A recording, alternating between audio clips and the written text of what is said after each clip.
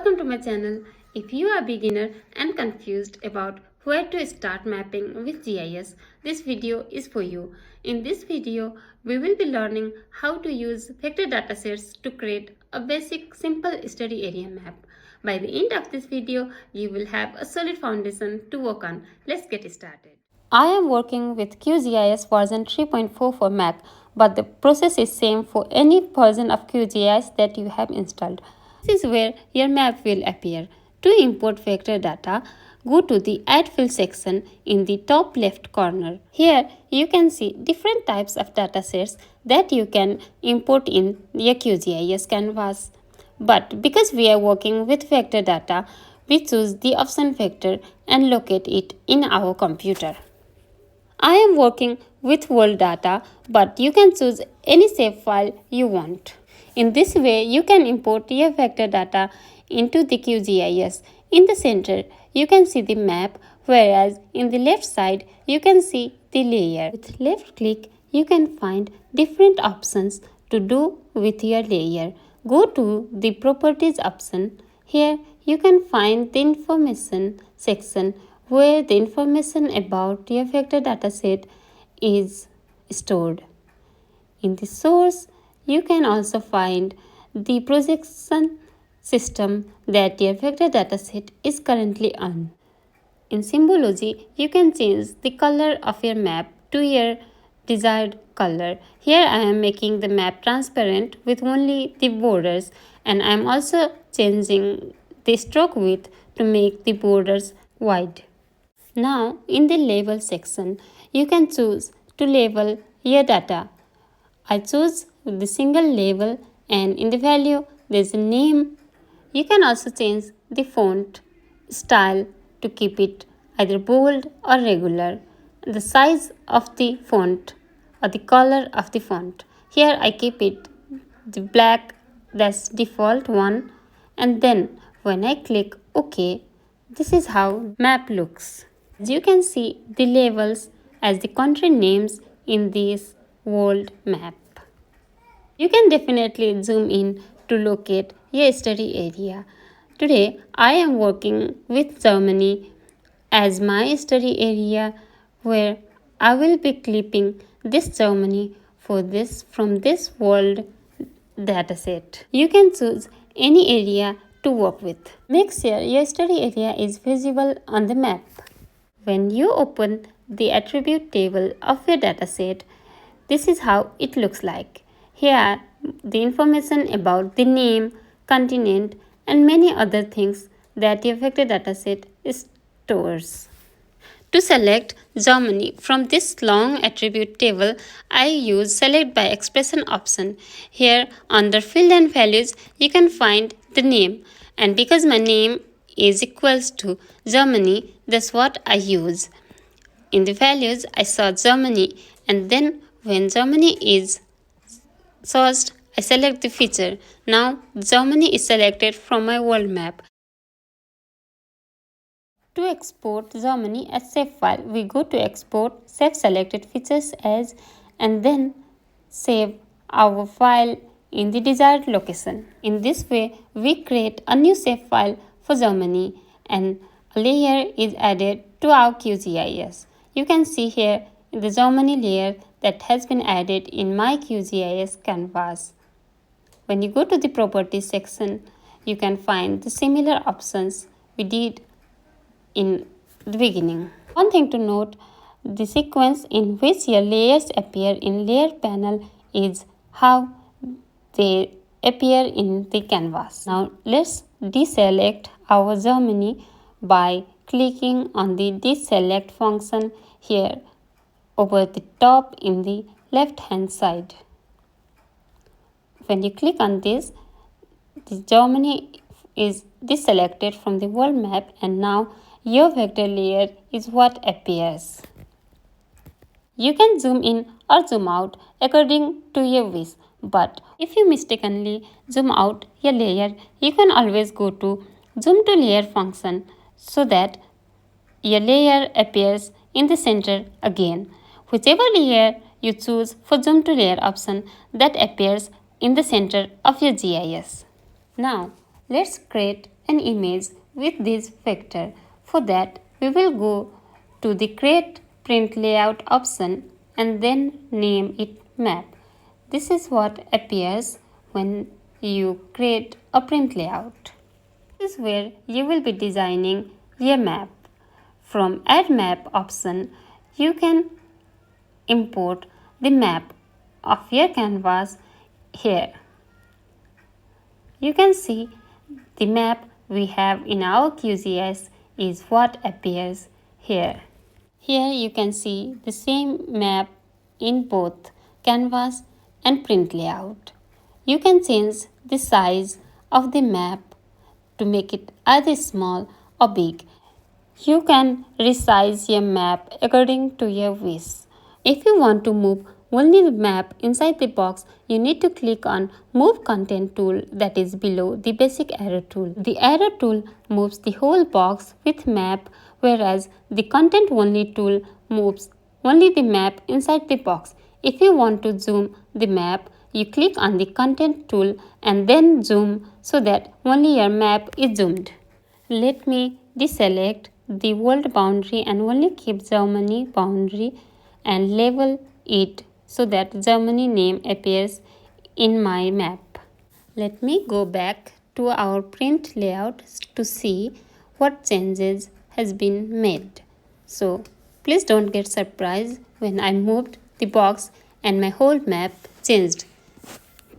Let's resize the map and locate it or find the best position for it so that it looks little beautiful.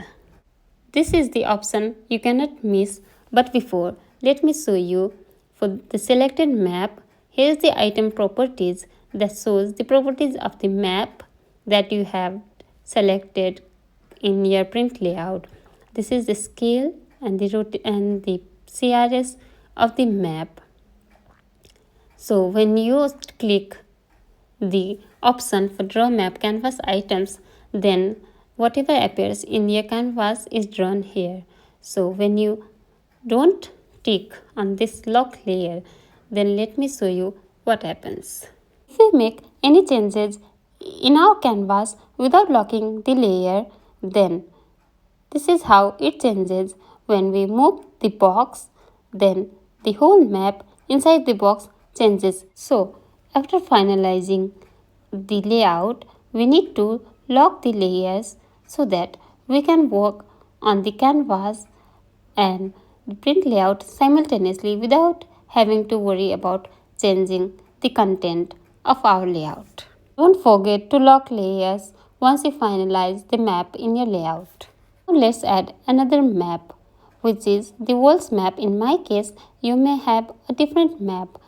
The labels here makes the image look very messy, so I would choose to put no labels here.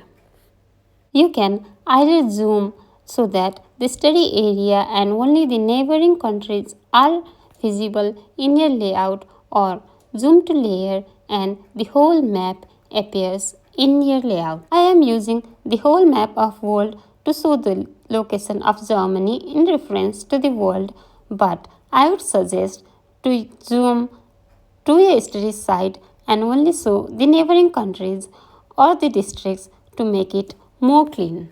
By using basic arrow tool and content only tool, you can resize your map and position them in your own way. Once your maps are in position, you can add an arrow to show the location of a study area. The arrow here denotes that the another file is a zoom version of a small area in your first map. In the item properties, again, you can change the style and color of a arrow. You can change it to any color. Let's keep it black for now. You can change how the arrow appears. If you want head to be arrow in the start or end, you can change everything from here.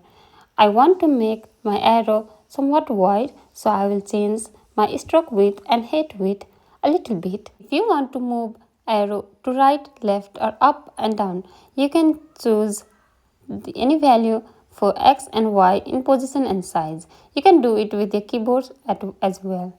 If you click on Exclude Item from Exports while exporting your image, this arrow will not appear in your image. So please do not tick on this one. After an arrow, let's add legend. You can find Add Legend option in the left hand side. Here you can show what your map represents. Once you add legend to your image, you can position it according to your wish. Legends, you have different options. You can choose to show only the items inside linked maps. Linked maps here is the map which you have selected before adding the legend. If you choose to show the items inside current atlas feature, then the legend will represent the items that are in your QGIS canvas. You can also change the linked map from the map option and add title legend here. If you tick the auto update option, then whenever you change the map, the legend will update automatically. But if you do not tick on auto update, then you can manually either add or remove the legend using plus and minus sign below. Without auto update, you can rename your legend here, but if you tick on the auto update, then the name that appears in the layer section will appear in your legend, which you will not be able to change.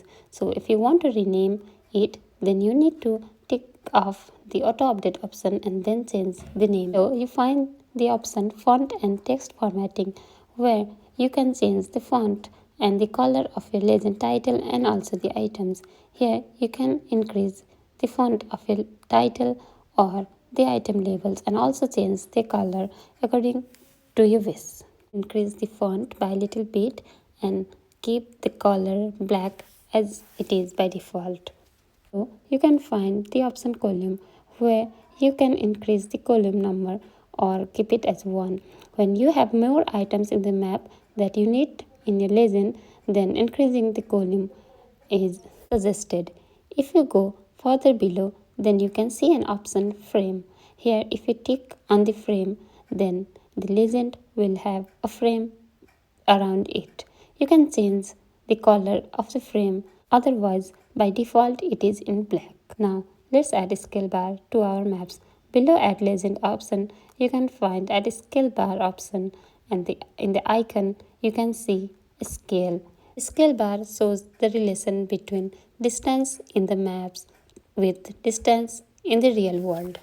In the map option, the map should be linked to the scale bar you have just added. Further, to change a scale bar, you have different options. You can either change its unit.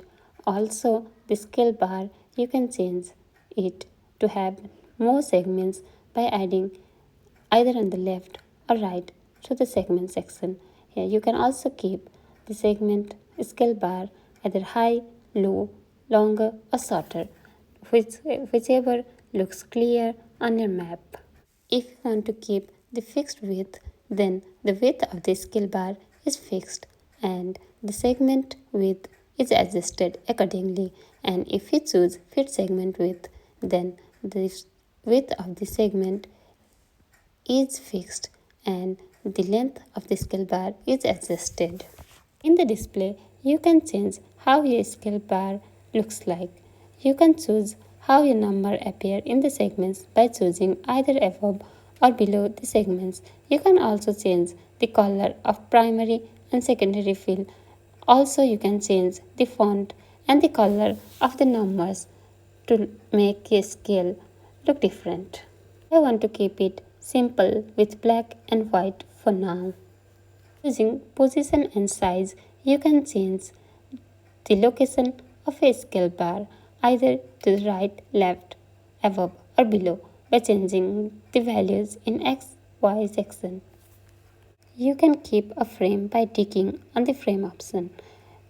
Now let's add scale bar to another map, which is the map of Germany. In my case, you may have a different map in your layout. If you have more than 2 maps, you can add a scale bar to its map separately. Now let's add grid to our maps. If you go further below in the item properties, you can find the option grids.